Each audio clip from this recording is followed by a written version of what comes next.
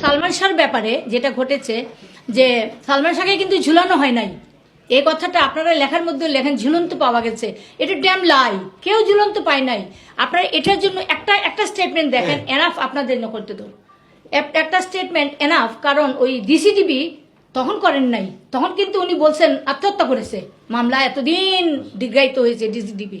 কিন্তু এখন এই যে 2 বছর 3 বছর আগে এনটিভিতে উনি একটা সাক্ষাৎকারে বলেছেন আমি তো লাশ নামাই নাই, আমার পুলিশের লোক তো নামাই নাই।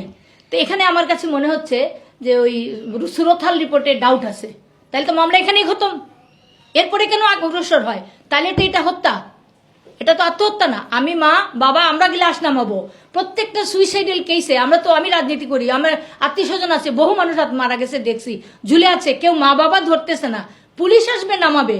সেখানে কোন ক্ষমতা বলে, কোন ক্ষমতা, এত বড় ক্ষমতা যারা খুন করলো, খুন করে দড়ি টানাই রাখছে, দড়ি এখনো কাটা আছে সোজা, দড়িটা কই? 3টা দড়ি সালমান শাহ মরার জন্য কি 3-4টা দড়ি একখানে গুই করছে? অথচ 164-এ বলা হয়েছে যে ডন কোমরের মধ্যে দড়ি বেঁধে জ্যাকেট পরে বাসায় ঢুকছে। এই রিজভি বলছে, রিজভিকে গুলিস্তান থেকে নিয়ে আসছে। প্রথম কম টাকা দেওয়া হয়েছিল, রিজভি মানে নাই, এই ডন মানে নাই।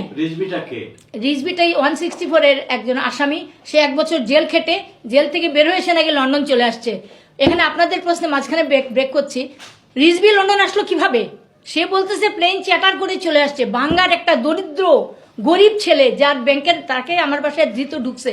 আমার বাসায় সে আরেকটা পরিচয় নিয়ে লেনিন সালমান শাহ, মানে আমার বাসায় আমার হাজব্যান্ডের ফ্রেন্ডের ছেলে হিসাবে আসছে, ওর ভাই নাকি সে আসছে, ঢুকছে। পরে আমার বাসায় তখন প্রায় অন্যান্য মানুষ ঢুকতো, তা আমরা এইভাবে পুলিশে দিতাম বা বার করে দিতাম। ওটা ঢোকার পরে সে অনেকে দেখে, আমরা বেশ কম অসুবিধা দেখে আমরা পুলিশকে ইনফর্ম করছি।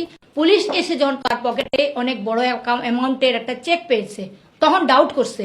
তারপরে আরো অনেক কিছু পাওয়ার পরে তারা বলছে আমরা তো ওকে নিয়ে যেতে হবে। তখন আমার হাজব্যান্ড, আমি কিন্তু কিছুই জানি না, আমার হাজব্যান্ড বলতেছে ঠিক আছে পুলিশ নিয়ে যেতে যাচ্ছে, নিয়ে যাবে। নিয়ে গিয়ে সারাদিন রয়েছে, তাকে ইন্টারোগেশন করা হয়েছে। রাত্রে 12টার দিকে ফোন দিচ্ছে যে স্যার আপনাকে ম্যাডামকে নিয়ে আসতে হবে। বলে কেন? যে আমরা অনেক কিছু পেয়েছি।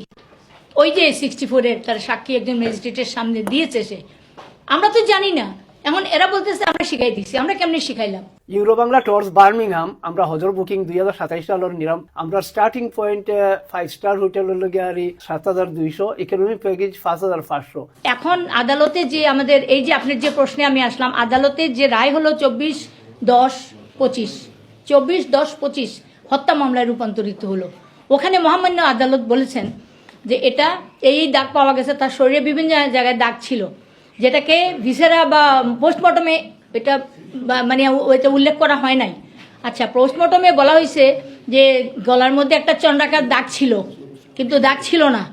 ওই যে সামিরার একটা ফ্যান দিয়ে, সামিরাদের যে একটা ফ্যান ভেঙেছে, ফ্যানের দড়িটা দিয়ে, এটা ভিসারারা বলছে যে দড়ি দিয়ে যদি কেউ চাপ দিয়ে কাউকে এরকম চাপ দেওয়া যায়, সে আত্মহত্যা।